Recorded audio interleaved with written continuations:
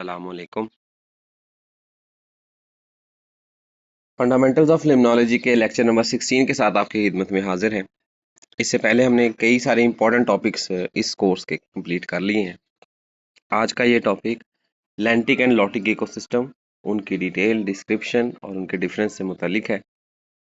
Limnology study of fresh water, scientific study of fresh water में हम लोग lentic और लॉटिक, ये दो वर्ड्स होते हैं जो बहुत कंफ्यूज करते हैं। बहुत ज़्यादा मिक्सिंग होती है इनकी, बहुत ज़्यादा मिसलेडली होते हैं, लेकिन इनको कोशिश की जाएगी कि आज इस तरीके से ये कॉन्सेप्ट क्लियर हो जाए कि दोबारा कभी भी कंफ्यूजन बाकी ना रहे। The term lentic refers to standing water body such as lakes, reservoirs and pond. Lentic word जो है ये मुराद होता है स्टैंडिंग वाटर बॉडी, यानी कि कोई ऐसी जो है वाटर बॉडी जिसके अंदर बहुत ज़्यादा वेव्स डेवलप ना हो, जिसमें वाटर जो है वो इन जनरल अगर हम बात करें या इन यूनिट बात करें तो वो मूव ना करें।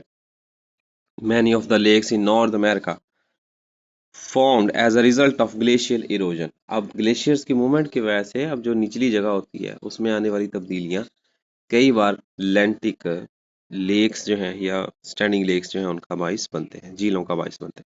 When basin carved in the bedrock filled with water as the glacier retreated, जैसे ग्लेशियर जो है वो मिसप्लेस होते हैं, अपनी जगह से बदलते हैं, तो नीचे वाली जो जगह होती है वहां पर वो जो है वो क्या हो जाती है, वो फिल अप हो जाती है with water. Geological events such as mountain building or rock displacement can also result in water filled basins। तो माउंटेन्स जो हैं उनकी फॉर्मेशन, माउंटेन फॉर्मेशन अर्थक्वेक वगैरह के जरिए, तो जहाँ से वो या रॉक डिस्प्लेस होकर दूसरी जगह पहुंचेगी, तो जहाँ से वो रॉक गई है उस जगह पर क्या हो जाएगा, एक ग्रूव डेवलप हो जाएगा या एक एम्प्टी प्लेस डेवलप हो जाएगी। सॉइल जो है वो वहाँ से जो है वो हो जाएगी, जिसकी वजह से वहाँ पर पानी फिल हो जाएगा, तो वो फ्लूइड फिल्ड लेक डेवलप हो जाएगा। संकन क्रैटर्स, कैल्डेरस भी इनको कहते हैं, of extinct volcanoes can also form lakes. तो जो वोल्केनिक वो जो क्रेटर्स होते हैं जहाँ से वोल्केनोस जो है वो डेवलप होते हैं, जब वो वोल्केनिक एक्टिविटी खत्म हो जाती है, वो डाई कर जाते हैं, एक्सटिंक्ट हो जाते हैं, तो उनकी जो प्लेसेस होती हैं जो जहाँ से वो वोल्केनिक eruption हो रही थी, अब उन जगह पर भी जब पानी जमा हो जाएगा तो वो भी लेक्स की फॉर्मेशन में आ जाएंगे। Lakes in Texas are mostly the result of man's activity. जो टेक्सास रियासत, अमेरिकी रियासत टेक्सास के अंदर जो लेक्स पाई जाती हैं वो ज़्यादातर ह्यूमन एक्टिविटीज़ की वजह से हैं, जिनमें जो मेजरली है वो dam constructed on rivers impound the water forming reservoirs. जब रिवर जो है उसके ऊपर बिजली बनाने के लिए या वैसे नहरें निकालने के लिए डैम बनाए जाते हैं, तो ये डैम जो है वो भी फॉर्मेशन ऑफ लेक्स की फॉर्मेट में आएंगे। Lakes can be divided into both horizontal and vertical zones based on light penetration, temperature and other chemical characteristics। तो हम लेक्स जो हैं उनको मुख्तलिफ पोर्शंस में या मुख्तलिफ जोन्स के अंदर डिवाइड कर सकते हैं, जिनमें बुनियादी जो फैक्टर्स हैं वो लाइट पेनिट्रेशन, टेम्परेचर और केमिकल कैरेक्टरिस्टिक्स शामिल हैं। Associated with them are variety of biological communities, कई सारी, जाहिर है हर जो जोन है उसके अंदर टेम्परेचर डिफरेंट होगा, लाइट पेनिट्रेशन डिफरेंट होगी, वहाँ की केमिकल प्रॉपर्टीज, ऑक्सीजन की मिकदार, दूसरे केमिकल्स, ऑर्गेनिक केमिकल्स और इसके साथ साथ फोटोसिंथेटिक एक्टिविटी डिफरेंट होगी, जिसकी वजह से वहाँ पर जिस किस्म की बायोलॉजिकल कम्युनिटी सपोर्ट होगी वो भी वेरी करेंगे। The morphology of the basin often determines which zones are present and their extent. जो बेसन है या जो एम्बैंकमेंट है या जो लेक का टोटल लेंथ है या डेप्थ है उसकी, वो ये साबित करेगी कि कौन कौन से जोन मौजूद होंगे और उनकी कितनी एक्सटेंट, कितनी मिकदार है, कितना पोर्शन वो उस जोन का पाया जाए। मिसाल के तौर पर अगर कोई शैलो लेक है, पानी उसके अंदर जो है वो क्लियर वाटर है, तो उसके अंदर जोन हो सारे का सारा ही फोटिक जोन ही होगा या लिटोरल जोन ही होगा, यानी कि एक ही जोन होगा जिस जोन के अंदर वो पूरे का पूरा जो है वो होगा। तो ये जो है वो चीज़ इसको हम लोग कहते हैं, यहाँ पर ये वाला मैटर जो है वो आएगा कि अगर एक जैसा होगा, अगर शैलो वाटर होगा तो उसमें जोनेशन बहुत छोटी छोटी है, बहुत ना होने के बराबर होगी, सारी सिंगल जोनेशन के तौर पर ही काम करेगी। लेकिन अगर लेक जो है उसकी टर्बिडिटी ज़्यादा है, लेक की टर्बिडिटी ज़्यादा होगी तो उसके पोर्शंस जो है वो ज़्यादा जो है वो हम कहेंगे कि वो ज़्यादा प्रोमिनेंट होंगे और ज़्यादा क्लियर उनके अंदर जो है वो डिस्टिंक्शन होगी और उनकी जो डेप्थ है या उनकी जो मेजरमेंट्स हैं वो ज़्यादा होंगे। Zone based on light penetration, अगर लाइट पेनिट्रेशन के हवाले से देखें, द लिटोरल जोन, सबसे पहला जोन जो हम लोग यहाँ पर स्टडी करेंगे that is littoral zone, is the region near the shore where sufficient light reaches the bottom to support rooted plants. ये वो जगह होती है जहाँ पर बहुत ज़्यादा एक्सटेंट में, बहुत ज़्यादा मिकदार में सनलाइट पहुँचती है और ये सनलाइट क्या करती है, फोटोसिंथेटिक एक्टिविटी को जो है वो इंश्योर करवाती है तमाम रूटेड प्लांट्स के लिए। In many shallow lakes and ponds this may extend completely across the basin. Shallow lakes या पॉन्ड्स के अंदर यही लिटोरल जोन जो है यही मुकम्मल का मुकम्मल होता है, इसके अलावा कोई और जोन नहीं होता। There are usually distinct communities associations within the littoral zone। अब littoral region के अंदर जो communities पाई जाती हैं उनके अंदर एक close association होती है with that chemical and physiochemical properties that are extended or present in the littoral zone। तो जितना उस जोन की कम्युनिटीज, उस जोन की पॉपुलेशन उसमें से सर्वाइव तब कर पाएंगी जब उनमें वो तमाम कैरेक्टरिस्टिक्स हों या उनके साथ एसोसिएशन हो जो उस जोन में पाई जाती है। Near the shore line there is zone of emergent vegetation. किनारे के करीब एक और जोन होता है जिसको इमरजेंट वेजिटेशन जोन कहते हैं। This region is usually dominated by grasses. इसमें आमतौर पर जो है वो ग्रासेस होती हैं, रशीज एंड सेजेस। Cattails and arrowheads are common. सबसे ज्यादा कॉमन जो है वो cattails and arrowheads होते हैं। The plants of that emergent zone utilise atmospheric carbon dioxide and oxygen. ये एटमॉस्फेरिक कार्बन डाइऑक्साइड और ऑक्सीजन को इस्तेमाल करते हैं। Minerals and water however are derived from the lake substrates. चाहे वो एटमॉस्फेरिक कार्बन डाइऑक्साइड और ऑक्सीजन ही यूज करें लेकिन फिर भी वो जो मिनरल्स और वाटर है वो पानी से ही हासिल करें। अच्छा, यहाँ पर जरा जोनेशंस को एक दफ़ा अच्छे तरीके से समझ लें आप लोग, ताकि ये बार बार जो है वो आप ये देखें, ये सरफेस है, ये स्टैग्नेंट वाटर की सरफेस है। अच्छा, इस सरफेस को अगर आप गौर से देखें तो इस सरफेस के आपको ये सूरज है, ये आपको माउंटेन रेंज नज़र आ रही है, ये ऊपर उसके वेजिटेशन पाई जाती है। वेजिटेशन के साथ ये देखें, ये जो शोर लाइन के बिल्कुल साथ वाला जोन है, इस जोन को हम लोग कह रहे हैं लिटोरल जोन। ये वाला यहाँ तक ये पोर्शन ये लिटोरल जोन है। लिटोरल जोन के सामने जो ओपन वाटर बॉडी का हिस्सा है यहाँ पर देखें तो ये लिम्नेटिक जोन कहलाता है। सिमिलरली इस साइड पे देखें तो जिधर जिधर तक वेजिटेशन पाई जा रही है, शोरलाइन वेजिटेशन पाई जा रही है, ये हमारा लिटोरल जोन है। लिटोरल जोन से नीचे देखेंगे तो हमारे पास परफंडल जोन नज़र आ रहा है। ये परफंडल जोन यहाँ से लेकर, क्योंकि यहाँ पर ऑर्गेनिक एक्टिविटी, ऑर्गेनिक मैटर जो है वो मेन सोर्स के तौर पर इस्तेमाल होता है, तो ये परफंडल जोन नीचे यहाँ तक कितना बड़ा परफंडल जोन नज़र आएगा, जबकि दरमियान वाला पोर्शन जो है ये लिम्नेटिक जोन। तो इसको अच्छे तरीके से देख लेना आपने, और जो इस वीडियो का थंबनेल होगा वो भी शायद यही फोटो होगी। Carbon dioxide and oxygen, minerals and water however are dried from the lake substrate. तो ये मिट्टी है लेक के अंदर मौजूद, उसी में से मिनरल्स और जो वाटर है वो यूज, वाटर तो जाहिर है लेक में तो काफी ज्यादा मिकदार में पाया जाता है, तो water is not a problem here. As depth increases, जैसे ही डेप्थ जो है वो इंक्रीज होती है, transition of plants with long stems and petioles and floating leaves occurs. यहाँ पर बहुत लंबे लंबे स्टेम्स और उनके साथ जो है फ्लोटिंग लीव्स वो आ जाते हैं। This marks the zone of floating vegetation, जिसका मतलब होता है कि ये वो जोन है जिसमें फ्लोटिंग वेजिटेशन पाई जाती है। This community includes water lily and pond weeds. यहाँ पर जो है वो वाटर लिलीज और पॉन्ड वीड्स काफ़ी कॉमन होती हैं। Localized masses of spongy tissues aid in buoyancy. तो जो स्पॉन्जी टिश्यूज की होती हैं प्रेजेंस है, ये हेल्प आउट करती हैं उनको सस्पेंडेड रहने में, पानी के ऊपर सर्वाइव करने में। Stomata are restricted primarily to the upper surface of the leaves where they have access to atmospheric gases. ये आमतौर पर सरफेस पे रहते हैं और उनका बेसिक जो है वो क्या होता है, वो एक्सेस एटमॉस्फेरिक गैसेज तक रहता है। Absorption of ions takes place on the underneath side of the leaf. Leaf की जो सरफेस है वो वाटर वो होती है, स्टोमेटा जो है वो सरफेस पे पाए जाते हैं, जबकि जो आयन एक्सचेंज है वो आमतौर पर सरफेस से नीचे लीव्स के होती है। Innermost region of the littoral zone forms the zone of submerged vegetation. लिम्नोट, अच्छा अब यहाँ पर देखें, इसी जोन के ऊपर हमने दिखाया हुआ है। अगर हम लिटोरल जोन को भी फर्दर डिवाइड करें तो लिटोरल जोन भी हम 3 पोर्शंस में डिवाइड कर सकते हैं। पहला पोर्शन इमरजेंट वेजिटेशन है, ये जो हम स्टडी कर चुके हैं, जिसके अंदर जो जड़ें हैं वो पानी के अंदर होंगी, बट मोस्टली ज़्यादातर पोर्शन जो प्लांट का है वो सरफेस से बाहर होगा, वो वाटर सरफेस से बाहर होगा, जिसकी वजह से वो दो चीज़ें यानी गैस एक्सचेंज जो है वो सरफेस से करेगा, वो एटमॉस्फेयर से करेगा, जबकि आयन एक्सचेंज और वाटर वगैरह जो है, मिनरल्स वगैरह वो पानी से या वाटर सबस्ट्रेट से, लेक सबस्ट्रेट से लेगा। फ्लोटिंग वेजिटेशन के अंदर ऐसी वेजिटेशन पाई जाती है जो जिनके आमतौर पर ब्रॉडर लीव्स होते हैं और वो ज़्यादातर सरफेस पर ही उनका मास जो है वो रहता है, नीचे सिर्फ उनकी या एडजेसेंट जड़ें होंगी या लंबे लंबे स्टेम्स होंगे। इसके बाद सबमर्स्ड वेजिटेशन आ जाएगी। ये सबमर्स्ड वेजिटेशन जो है वो इसके बारे में हम देख लेते हैं। These plants may be considered to be truly aquatic. ऐसे प्लांट्स को हम ट्रूली एक्वेटिक कहते हैं क्योंकि इनका कोई भी सिरा पानी से बाहर नहीं होता। Deriving their gases from the water, अपनी गैसेज जो हैं ये पानी से हासिल कर रहे हैं। Prominent submerged vegetation includes stoneworts, hornworts, milfoil, waterweeds and the introduced plant hydrilla। ये वो plants हैं, ये आमतौर पर plants हैं जो इसमें इस कैटेगरी में आते हैं। Within the littoral region के अंदर there are usually a number of non-rooted free floating hydrophytes। Littoral zone के अंदर भी कुछ ऐसे प्लांट्स भी होते हैं जिनके आमतौर पर जड़ें भी अटैच नहीं होती किसी जगह से, बल्कि सरफेस पे फ्लोटिंग होती है। वाटर फॉर्न्स, डकवीड्स और वाटर हायसिंथ जो है इनकी एग्जांपल्स है। Free floating plants derive their nutrients from the water, क्योंकि ये किसी भी सरफेस के साथ या पॉन्ड की बॉटम के साथ जुड़े हुए नहीं होते हैं, तो ये सारी की सारी जो न्यूट्रिएंट्स हैं वो मिनरल्स हैं वो पानी से ही एब्जॉर्ब करेंगे, मिट्टी से या लेक सबस्ट्रेट है उससे कुछ भी हासिल नहीं करेंगे।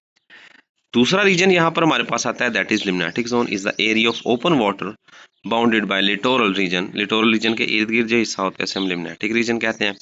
That part of limnetic region which possesses sufficient sunlight for photosynthesis to excess respiration, यानी कि इसमें जो प्रोडक्टिविटी है फोटोसिंथेसिस है वो रेस्पिरेशन से ग्रेटर हो जाती है, इज कॉल्ड ट्रोफोजेनिक जोन। अब लिम्नेटिक जोन का आम पर्सपेक्टिव ये है कि वहां पर सनलाइट डायरेक्टली नहीं पहुंच रही होती है या वेजिटेशन बहुत ज़्यादा नहीं होती। लेकिन जो लिम्नेटिक जोन है इसको भी हम दो पोर्शन में डिवाइड करते हैं। एक पोर्शन वो है जहाँ तक इनडायरेक्ट सनलाइट पहुंच रही है रिफ्लेक्शन के जरिए या प्रेजेंस ऑफ अदर थिंग्स, या ऐसे प्लांट्स पाए जा रहे हैं, ऐसी वेजिटेशन पाई जा रही है जो थोड़ी बहुत सनलाइट जो है उसी से भी फोटोसिंथेटिक एक्टिविटी परफॉर्म कर पाते हैं। उस रीजन को जिस रीजन में जिस जोन में वो पाए जाएंगे उनको ट्रोफोजेनिक जोन कहेंगे। जबकि ट्रोफोलैटिक जोन वो होगा वहाँ पर फोटोसिंथेटिक एक्टिविटी ना होने के बराबर होगी और वहाँ पर एस्पिरेशन इंतहाई ज़्यादा। This region is also known as the profundal zone, इसको प्रोफंडल जोन भी कहते हैं।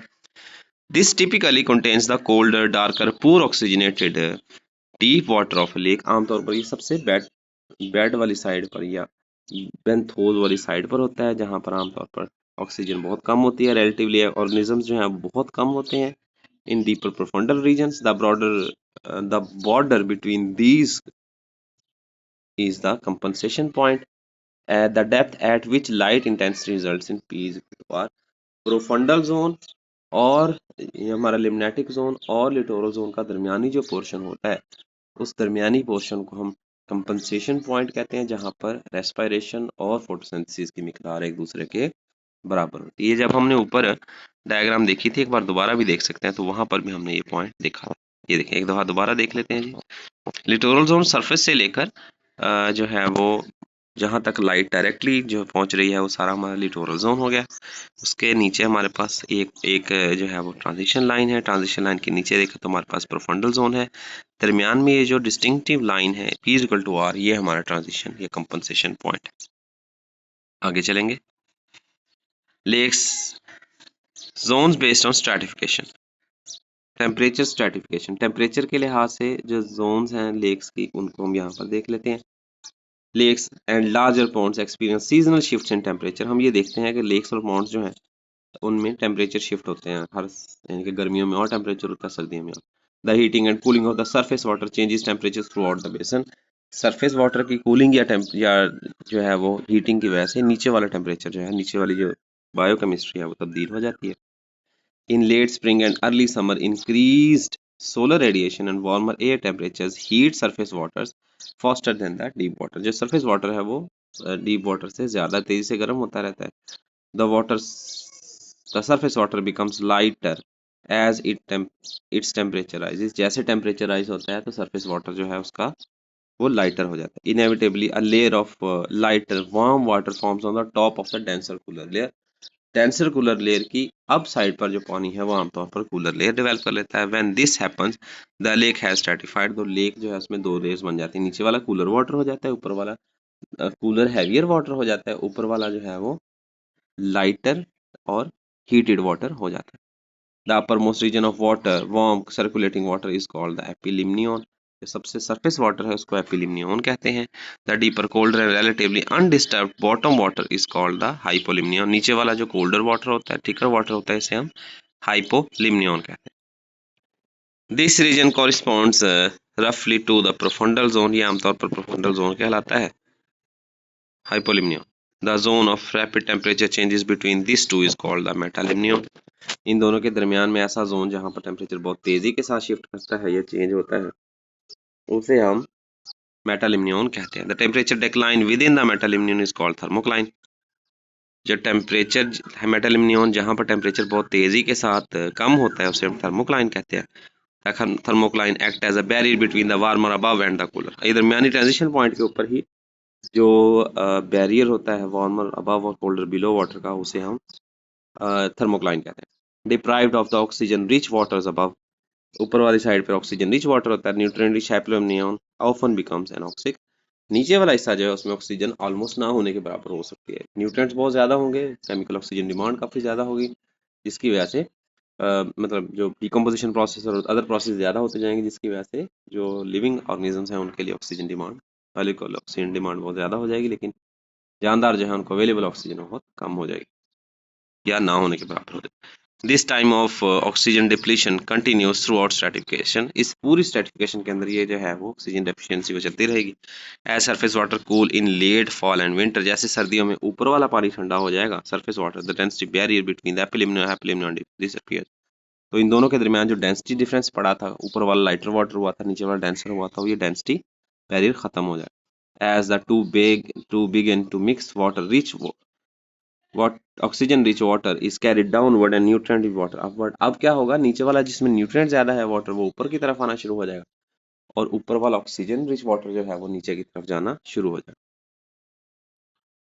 This is described as the fall overturn. इसको फॉल ओवर टर्न कहते हैं। And it often results in a photosynthetic explosion in the trophogenic zone, जिसकी वजह से फोटोसिंथेटिक एक्सप्लोजन होता है, इनके फोटोसिंथेटिक एक्टिविटी बहुत ज्यादा हो जाती है। The rapid increase in algae is referred to as a bloom. जब एल्गी बहुत ज्यादा डेवलप हो जाती है तो उसे हम अलगल ब्लूम्स कहते हैं या सिंपली ब्लूम कहते हैं। Lake such as this are classified as warm monomictic. ऐसी को हम वार्म मोनोमिक्टिक कहते हैं, जो सिर्फ साल में एक बार वाटर को मिक्स करते हैं। पहले भी हम किसी लेक्चर के अंदर इस चीज़ को जो है वो एलैबोरेट कर चुके हैं। यहाँ पर ये रिवीजन हो रही है इस चीज़ की, और साथ में चले एक हमारा कंप्लीट पैकेज जो है वो डेवलप हो रहा है। Which means that they have one mixing period. पूरे साल के अंदर एक मौका ऐसा ज़रूर होता है, एक सीज़न ऐसा ज़रूर होता है, जिस सीज़न के दौरान सारे का सारा पानी जो है वो मिक्स हो जाता है।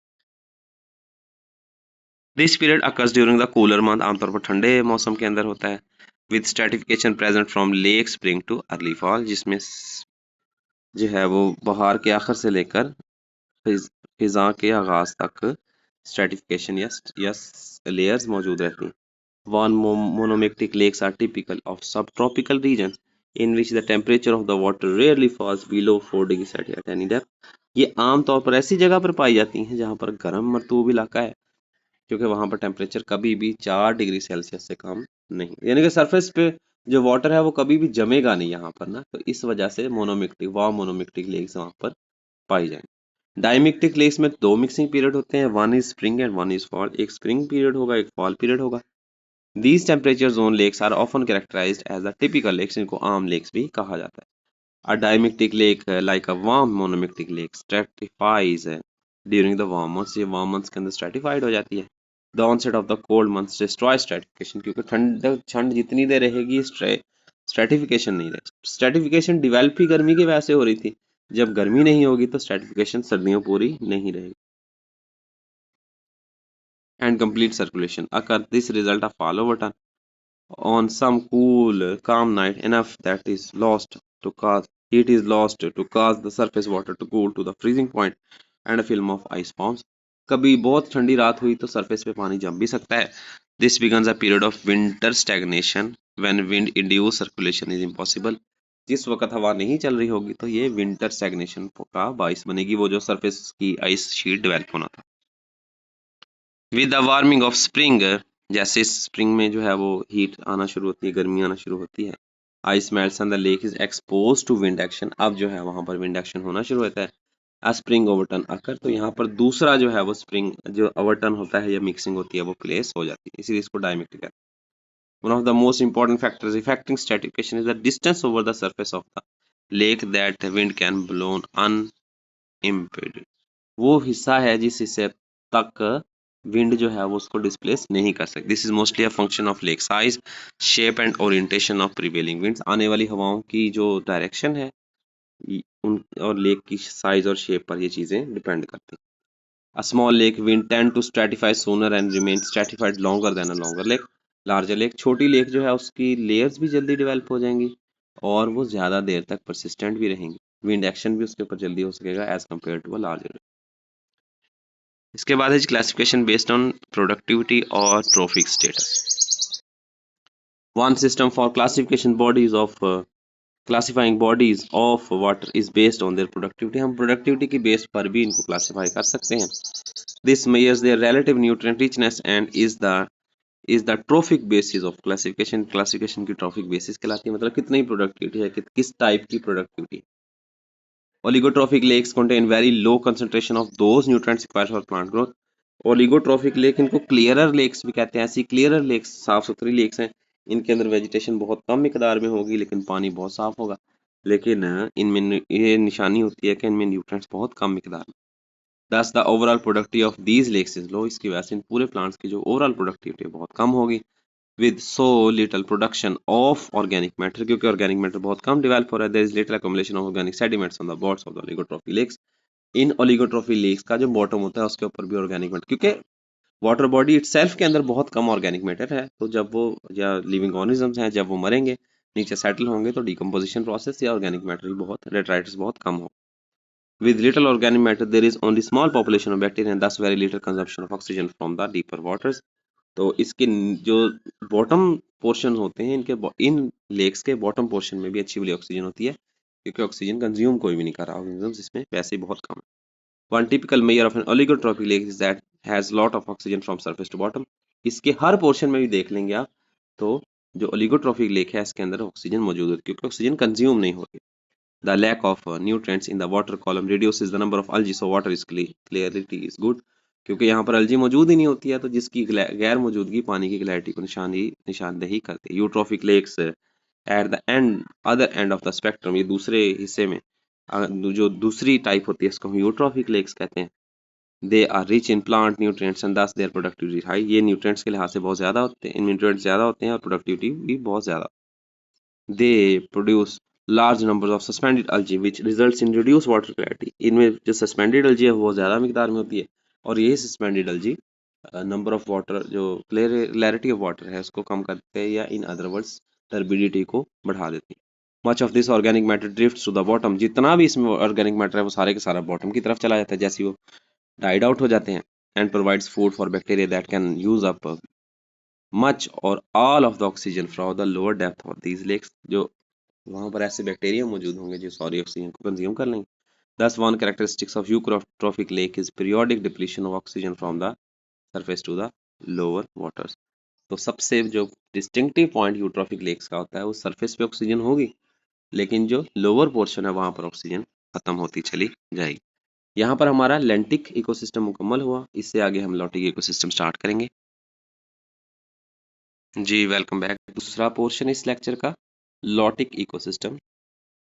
लॉटिक इकोसिस्टम जो है ये लेंटिक इकोसिस्टम की जिद है, ये उसका ऑपोजिट होता है। Rivers and streams rarely displays the vertical stratification patterns found in the standing water bodies of water because of their turbulent flow। हम इससे पिछला पॉइंट यही डिस्कस कर रहे थे कि जो स्टैंडिंग वाटर बॉडीज है पानी की मूवमेंट बहुत कम होती है जिसकी वजह से वहां पर लेयर्स या जोनेशन डेवलप हो जाती हैं। लेकिन जब हम लोग मूविंग वाटर बॉडीज की बात करते हैं तो उनके अंदर किसी किस्म की स्ट्रेटिफिकेशन बहुत ही रेयर होती है अगर नजर आए।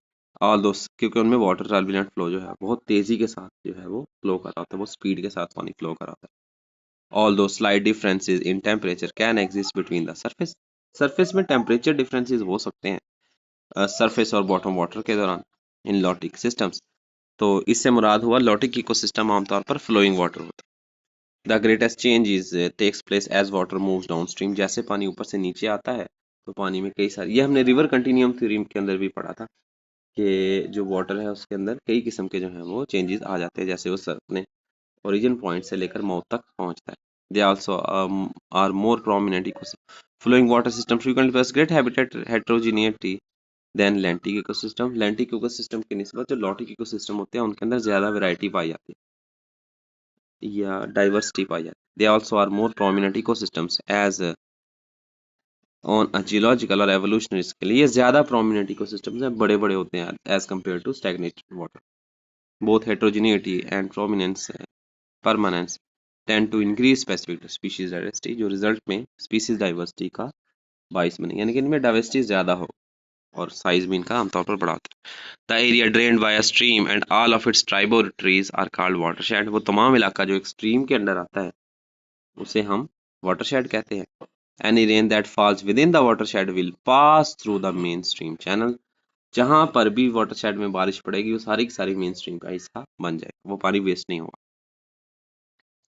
The streams occupying a watershed form a hierarchical network of channels that hold increasingly larger volumes of water as we move towards the mouth। जैसे जैसे हम स्टार्ट ऑफ द पॉइंट से लेकर आगे की तरफ आते हैं तो जो हमारे हैं चैनल्स हैं, इनमें जो पानी का मिकदार है या जो वाइडनेस है वो विड्थ है वो बढ़ती चली जाती है। Watersheds are therefore composed of many smaller drainage basins. तो जो वाटरशेड्स होते हैं ये आमतौर पर जगह होती है जहाँ पर बहुत सारे छोटे छोटे जो है वो सोते या नदी नाले पाए। ये देखिए ये सारे जो है ये हमारे वाटरशेड कहलाएंगे। ये सारे मजमुई तौर पर जब मिलेंगे तो इनके मिलने से एक हमारे पास जो है वो वाटर बॉडी, बड़ी रिवर डेवलप हो जाएगी। रौलेट क्रीक एक एग्जांपल है। For example is found in watershed of the east fork of the Trinity river. Trinity river के अंदर एक जो है वो वाटरशेड पाया जाता है, रोलेट क्रीक इसको कहते हैं। Its headwater begins 4 miles west of the McKinney in west central Collin County at an elevation of 750 feet। 750 feet पर इसकी जो है वो स्टार्टिंग पॉइंट है, जहाँ पर 4 मेन जो है 4 मील वो हेड वाटर से जो है वो हटके है इसका head water. The stream and it's tributaries flow south east for 26 miles। जो स्ट्रीम है और इसके जितने भी मुजाफाती या इसके एसोसिएटेड जितने भी नदी नाले या सोते हैं ये सारे के सारे 26 माइल्स तक ये साउथ ईस्ट की तरफ फ्लो करते हैं। It's joined bye cottonwood creek near 14th street between plano and Murphy. ये प्लानो और मर्फी दो जगहों के दरमियानी एक इलाका है जहां पर कॉटनवीड क्रीक से ये मिल जाते हैं। फर्दर साउथ अगर मजीद इसके हम जो है वो जनूबी साइड पर जाएं near garland it is joined bye spring creek, तो एक और मजीद जो है वो इसमें जो है वो इलाका शामिल हो जाता है या एरिया की जो वाटर शेड है वो शामिल होते हैं, इसको स्प्रिंग क्रीक कहते हैं। Until the late 1960s, Rowlett Creek flowed into the east fork of the Trinity River in southwest। तो ये 1960 तक जो है ये इस तरह बहता था, but in 1970 it was diverted to empty into the Lake Rehoboth। अब इसका रास्ता तब्दील हो चुका है और अब 1970 से ऑनवर्ड ये लेक रेहोबार्ट के अंदर जाना शुरू, यानी कि ये जो वाटरशेड के जो चैनल्स हैं और उन चैनल्स की जो एसोसिएशन है ये भी तब्दील हो सकते हैं। मतलब ये कोई कंफर्म चीज़ नहीं है कि ये हमेशा इसी तरीके से रहेंगे। with the passage of time and other physicochemical properties या कैटास्ट्रोफिक एक्टिविटीज हैं या XYZ, इन तमाम चीज़ों के रिजल्ट के तौर पर वो अपना जो पाथवे है वो तब्दील भी कर सकते हैं। तो ये मतलब कोई मतलब एग्जैक्ट पॉइंट नहीं है कि ये इसी तरीके से जो है वो बहेंगे। अगर कोई मतलब मिसहैप हो जाती है या किसी इन्वायरमेंटल चेंज की वजह से वो अपने रास्ते भी चेंज कर सकते हैं। The perennial stream is intermittent in its upper reaches, ये upper side पर जो है वो intermittent होती है। The watershed area of 136.7.6 square miles includes the cities of McKinney, Plano and Allen in Collin County, Richardson and Garland in Dallas County। ये सारे के सारे जो है इलाके इसके अंदर शामिल होते हैं। अब चलेंगे इससे आगे, सारा एक हमने जो है उसको एक्सप्लेन करने की कोशिश की है, तो कोशिश की है उस बात को हम जरा थोड़ा बहुत एलैबोरेट कर सकें। Next is size classification. When conducting a stream study, जब हम streams की जो है वो classification पढ़ते हैं, it is useful to describe the stream so that readers can get a mental picture of what we are describing। तो पहले हमें ये बताना इनको पड़ेगा कि stream या river होता क्या है ताकि हम उसको आसानी से classify कर सकें। Stream classification helps to identify similarity and similarities and differences among streams. तो ये क्लासिफिकेशन हमें सिमिलैरिटीज और डिफरेंसेस बताने में हेल्प आउट करता है। Stream order is a classification of stream based on tributary junctions and has proven to be a useful indicator of stream size, discharge and drainage areas। ये तमाम चीज़ों को जो है वो कवर करने में मददगार साबित होता है। A stream's order is its rank और relative position। स्ट्रीम का ऑर्डर उसका रैंक या relative position हो सकती है with in the watershed network, किसी वाटरशेड नेटवर्क के अंदर। On a topographic map showing all intermittent and perennial streams in a basin, तमाम अगर हम intermittent और perennial streams को एक बेसन पर देखें, the smallest unbranched tributaries are designated order 1। तो जिसमें सबसे छोटी या सबसे कम जो distant places होती हैं इन tributaries को हम designated करते हैं order 1। where two first order streams join, जहाँ पर दो first order streams जो हैं वो join करती हैं, इसको हम second ऑर्डर स्ट्रीम जो है वो कहते हैं।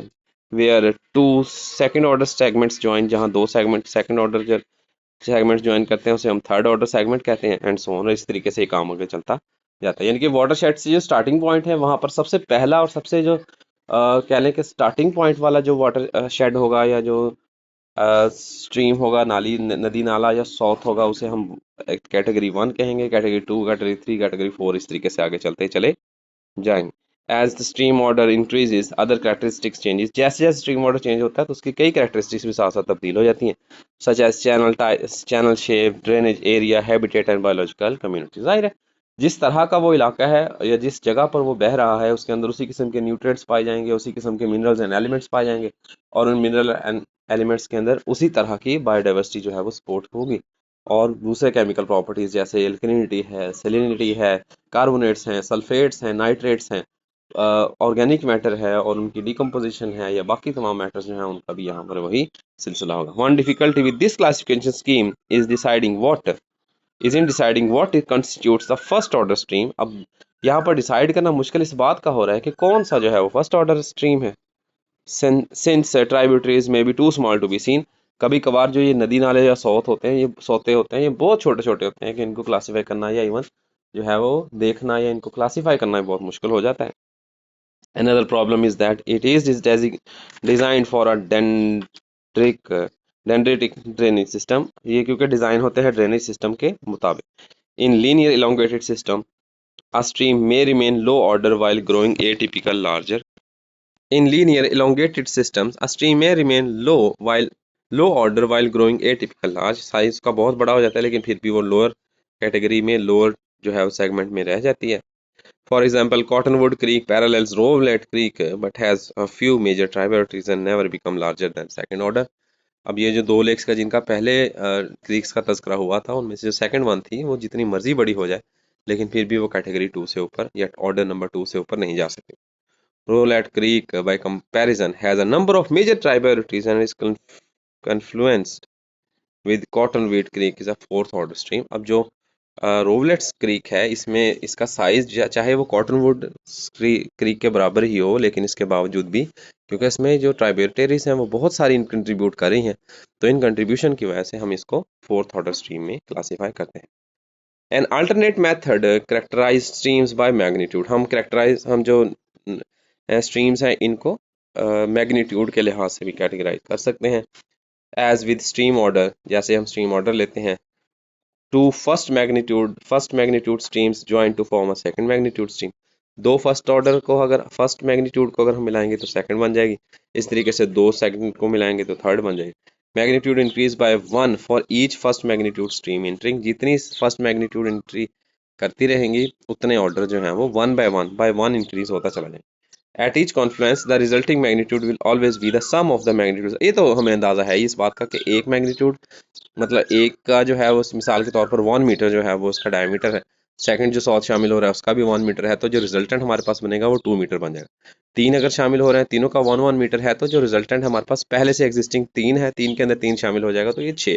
मैग्नीट्यूड का सिलसिला ये होता है कि जितने ज्यादा ट्राइब्यूटरीज इसमें शामिल होते चले जाएंगे उसका साइज उसी लिहाज से उतना बड़ा होता चला जाएगा। Magnitude has the same problem as order in defining a first magnitude stream. मामला इसका भी वही है, मसला इसमें भी हमें वही है। It is better at classifying elongated systems and more accurately slice small streams। आमतौर पर elongated systems जो है उनको क्लासीफाई किया जा सकता है या स्मॉलर स्ट्रीम्स को हम इस तरीके से ले सकते हैं magnitude does not become cumbersome for larger streams. Magnitude classification जो है वो लार्जर स्ट्रीम्स के लिए हम यूज नहीं कर सकते। अ 10th order river like the Mississippi river could have a magnitude of over 200।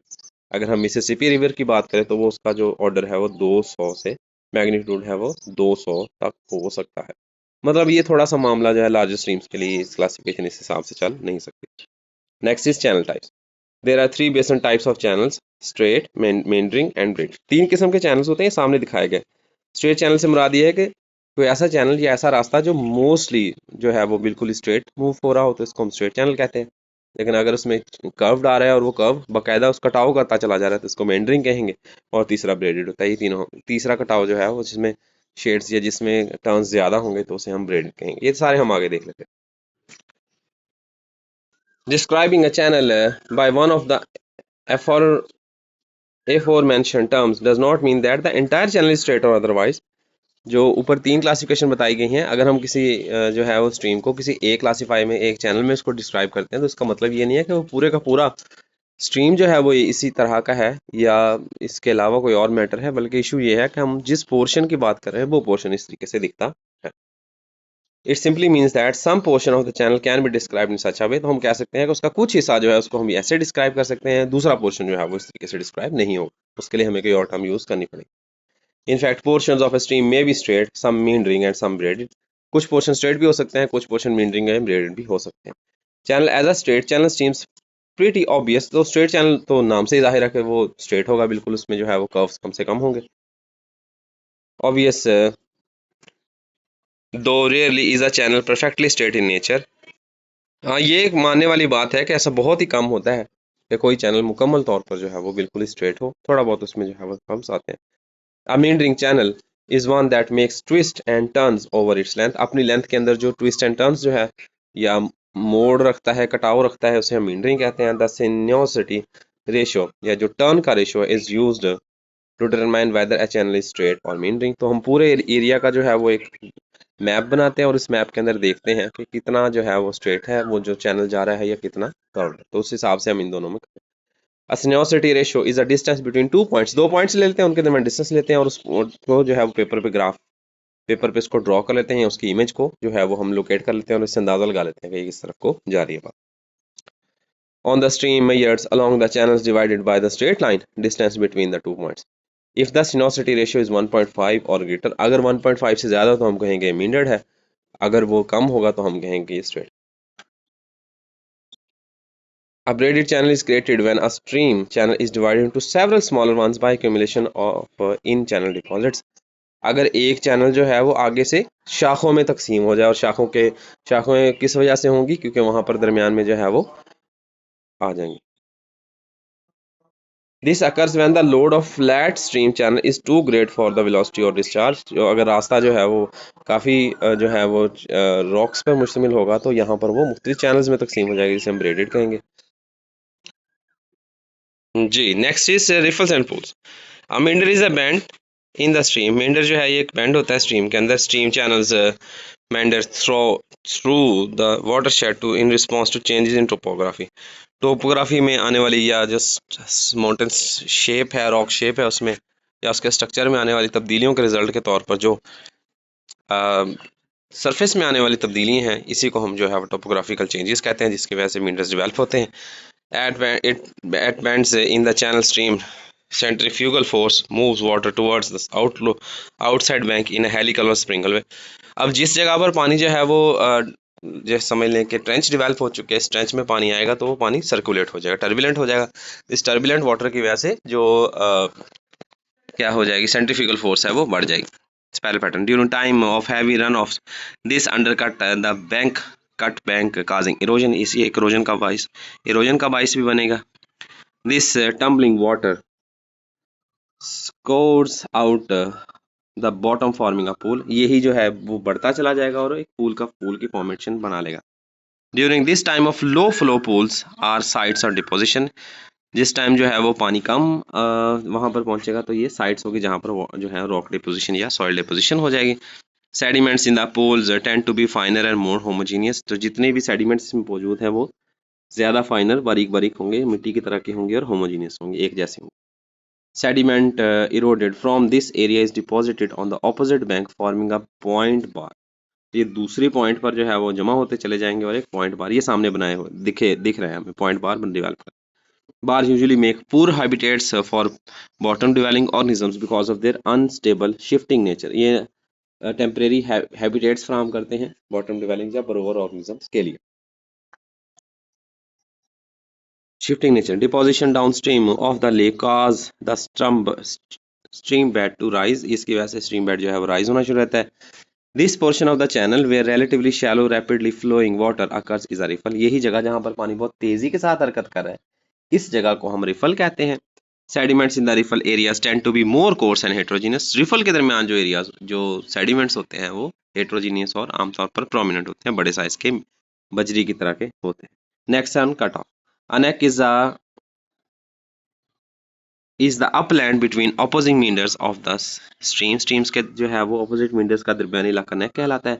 A cut off occurs when the neck between river meanders is eroded away। जब दरमियान से जो है वो neck जो है वो erode हो जाती है तो वो cut off develop हो जाता है। Is eroded away and the meanders join to the shortened length of the channel। तो ये shortened length की तरफ meander चला जाता है। The slope of the channel increases as well when the river shorten its length। जैसे उसकी length जो है वो शॉर्टन हो जाती है तो उसकी स्लोप या ढलान जो है उसमें इंक्रीज होता है। Oxbow lakes and meanders का A river cut off results in a portion of river isolated from the new channel called the Oxbow lake। अब जो मेन स्ट्रीम थी या मेन रिवर था उससे एक हिस्सा हट जाएगा, एक हिस्सा निकल के अलग हो जाएगा जिसे हम ऑक्सबो लेक कहेंगे। Oxbow lakes are typically crescent shape, आमतौर पर चांद की शक्ल, निश्चांद की शक्ल के सामने दिखाई गई। Ground water seeping into the oxbow maintains the lake. नीचे क्योंकि पानी काफी ज्यादा होता है तो ये पानी उसके बफर को जो है इसके रेजरवायर को वो मेंटेन रखता है, जिसकी वजह अब ज़ाहिर है आमतौर पर जो स्टैग्नेंट वाटर होता है या स्टैंडिंग वाटर होता है वो ज़्यादा देर तक खड़ा नहीं रह पाता, ज़्यादा देर तक, क्योंकि वाटर सरफेस से एब्जॉर्ब सरफेस से एवेपोरेट हो रहा होता है पानी, सॉरी फॉर दैट। तो इन दैट केस तो नीचे वाला जो वाटर टेबल होता है ये उसको मेंटेन रखता है। सम bows will drain or silt up due to deposition during floods। कुछ जो है वो ड्रेन आउट हो जाते हैं या फिल्ड अप हो जाते हैं with silt during floods। The remnants of the box was identified as meander scar। जो रिमेनिंग्स होती हैं उनको हम meander scars कहते हैं। Wetlands and marshes are often found in the scar। ये जो रिमेनिंग पोर्शन होता है यहाँ पर आमतौर पर जो मैंग्रोव्स होते हैं या वेटलैंड्स होती हैं वो पाई जाती हैं। ये देखिए फ्लड प्लेन है जी, ये जहाँ पर जो है वो बैक स्वैम्प्स हैं ऑक्सबो, ये मेन जो रिवर स्ट्रीम है वहां से एक हिस्सा कट ऑफ हो गया, ऊपर एक मींडर स्कार, इसका मतलब दो इसने कटाव दिए। पहला कटाव अब जो है वहां पर पानी खत्म हो चुका है तो ये मींडर स्कार कहलाता है, जबकि दूसरा पोर्शन ऑक्सबो लेक कहलाता है क्योंकि वो भी फंक्शनल है।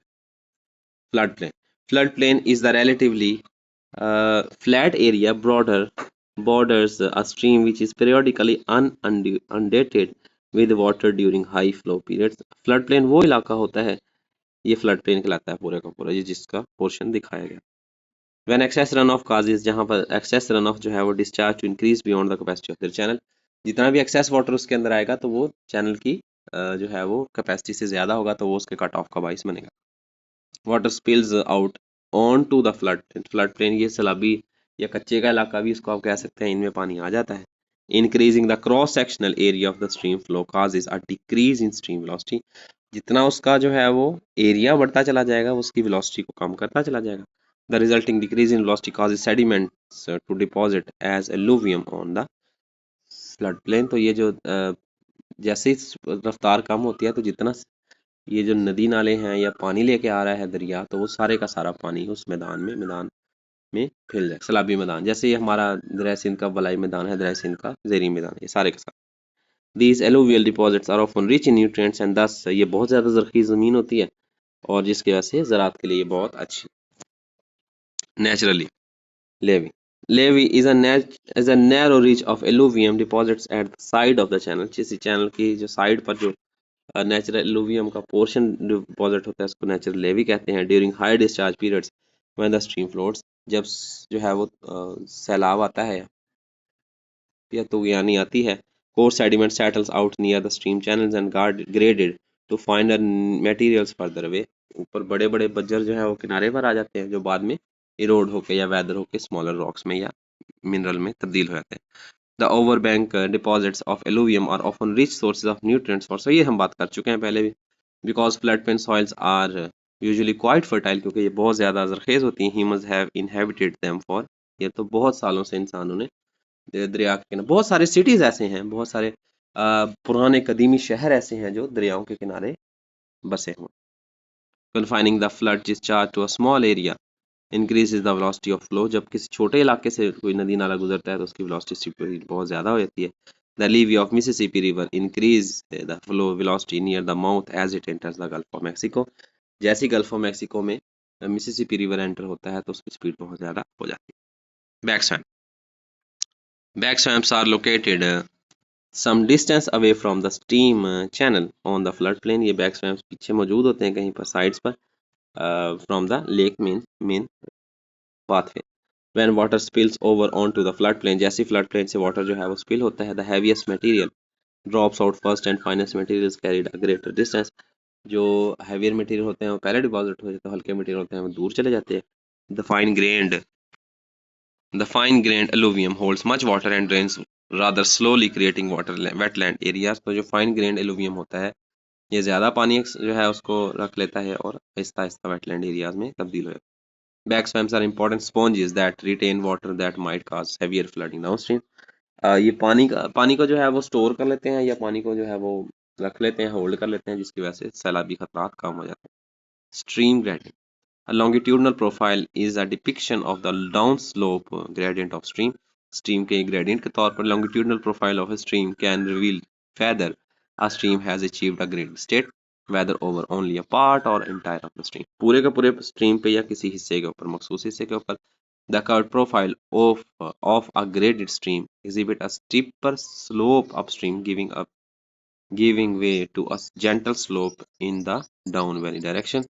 तो ये कर्व प्रोफाइल जो है वो डाउन वैली डायरेक्शन के अंदर वाटर की फ्लो को इनिशिएट करते हैं। इनिशियली वाटर स्ट्रीम प्रोफाइल्स में भी irregular with a stream gradient interrupted by kick points, क्योंकि इसमें मखसूस पॉइंट्स होते हैं वेयर वाटरफॉल्स आर फाउंड, जहाँ पर वाटरफॉल्स जो झरने, यानी कि एक मखसूस पैटर्न में मखसूस स्ट्रीम में वो आ रहे हैं, एक जगह पर वो कट ऑफ हो जाएगा, एक जगह पर जो है वो मखसूस जगह से वो जो है वो होने शुरू हो जाएंगे, शंट आउट होना शुरू हो जाएंगे, जिसको हम लोग वाटरफॉल्स कहते हैं। Kick points form whether the where the stream flows over an exposure of resistant bedrock or form tectonic uplift, तो किसी भी वजह से वो वाला पोर्शन डेवलप हो सकता है। The kick point slowly wear down, वो आहिस्ता आहिस्ता खत्म हो जाते हैं।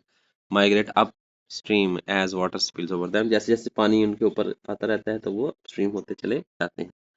Through time the profile is smooth to a gentle concave shape, तो जो वक्त के साथ साथ ये कनकेव शेप का हो जाता है। Flow velocity, flow velocity of a stream is how fast the water is moving through a cross section, किसी मखसूस जगह से पानी कितनी स्पीड के साथ गुजरा है, फ्लो वेलोसिटी कहलाता है।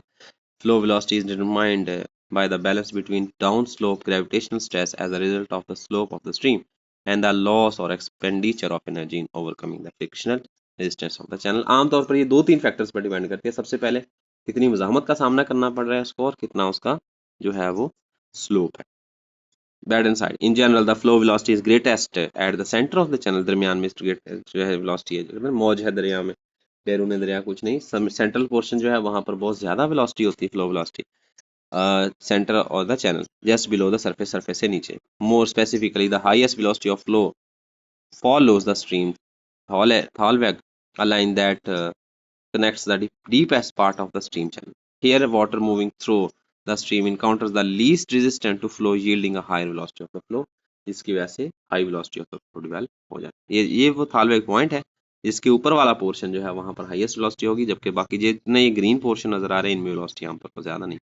ये रिवर कॉन्टिन्यूम कॉन्सेप्ट वो वैसे हमने पढ़ लिया एक दफ़ा, ये दोबारा से रिपीट हो रहा है, चले इसको दोबारा से यहाँ पर देख लेते हैं, हमारा एक वो पैकेज डेवलप हो जाएगा जिसमें हमने तमाम चीज़ें देख ली। The river continuum concept, physical chemical and biological characteristics of a river change from headwaters to its mouth, ये इसकी कैरेक्टरिस्टिक्स जो है वो तब्दील होती चली जाती हैं। ये एक थ्योरी है जिसको हम रिवर कॉन्टिन्यूम थ्योरी कहते हैं या कॉन्सेप्ट कहते हैं। It is a holistic view of the river morphology, ये हम समझ लें कि एक ड्रोन व्यू होता है, या हम इसको ओवरव्यू लेते हैं पूरी की पूरी morphology of a river.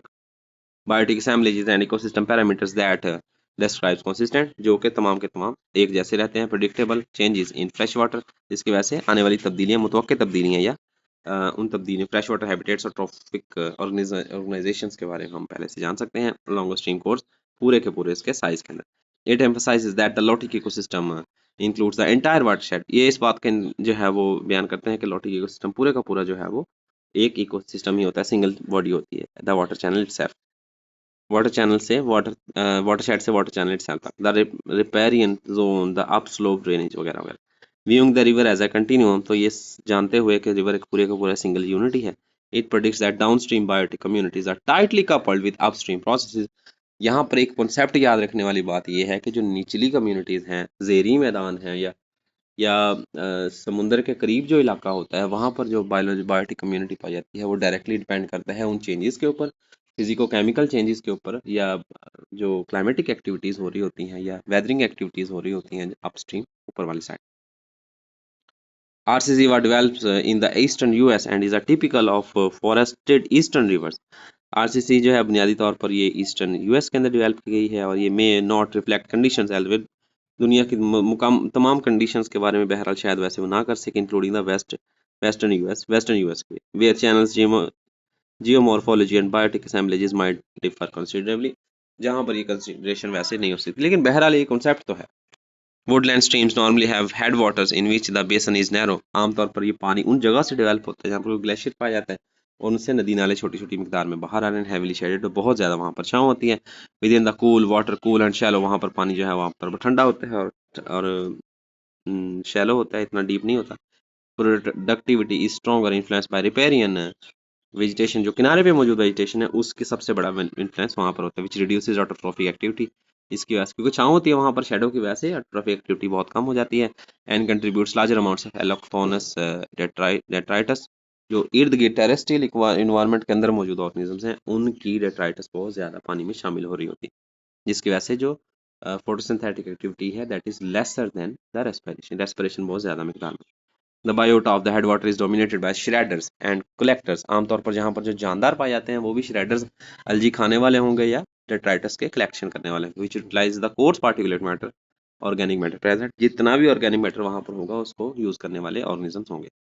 As stream order increases, जैसे stream जो है वो फ्लो करता है from its headwater towards the mouth, आगे की तरफ मैदानी इलाकों में, the importance of terrestrial organic input is reduced। अब जो किनारों पर मौजूद वेजिटेशन थी या जो दरख्त वगैरह थे उनसे ऐड होने वाले ऑर्गेनिक मैटर की जो वैल्यू है वो नेग्लिजिबल हो जाएगी, क्योंकि उसके अंदर बायोटा बहुत ज़्यादा मिकदार में पाया जाता है। And shift from heterotrophic to autotrophic production takes place as shading increases. अब क्योंकि शेड जो आ रहे हैं वो कम हो चुके हैं, इसकी वजह से फोटोसिंथेटिक एक्टिविटी बढ़ जाएगी। Algae increase along with fine particulate matter, which changes the trophic structure of grasses and clusters. In large rivers, the effect of riparian vegetation are insignificant। अब बड़े rivers के अंदर riparian vegetation की activity significant होती है, but primary production is often limited by depth and turbidity। तो depth और turbidity basic role play करेगा। As a result, the increase in fine particulate organic matter from upstream processing of dead leaves and woody debris shifts the stream back to a heterotrophic state। collectors dominate in the water। तो फिर जैसे ही हम लोग mouth के करीब पहुंचेंगे दोबारा से कंडीशंस वाटर जो माउथ वाटर वाली हो जाएगी, वो हमारा है हेड वाटर वाली हो जाएंगी, और वहाँ पर भी जो फोटोसिंथेटिक एक्टिविटी है वो रेस्पिरेशन से कम हो। तो ये हमारा एक जो है वो समझ लें मुकम्मल सेट था, जिसमें हमने लैक्टिक और लॉटिक इकोसिस्टम की कैरेक्टरिस्टिक्स को, उनके मेजर कॉन्सेप्ट्स को, उनकी मेजर चीज़ों को देखा। अगर आपको ये वीडियो पसंद आई हो तो चैनल को सब्सक्राइब कर दें, वीडियो को लाइक कर दें, और वीडियो हमारी देखने का आपको बहुत शुक्रिया। कोशिश ये की जा रही है कि जो लिम्नोलॉजी है और वाइल्ड लाइफ है इसको कंक्लूड किया जाए, इसको कंप्लीट किया जाए, और इसके जो कोर्सेज हैं उनको वाइंड अप किया जाए। अब हम वाइंड अप की तरफ जा रहे हैं, तो हमारी वीडियोस को लाजमी तौर पर देखा करें, और इन वीडियोस के अंदर जितना पॉइंट आपको सीखने को मिले उनको और ये शेयर किया करें वीडियोस उनके साथ जिनके लिए ये वीडियोस वाकई मैटर रखती हैं। बहुत शुक्रिया।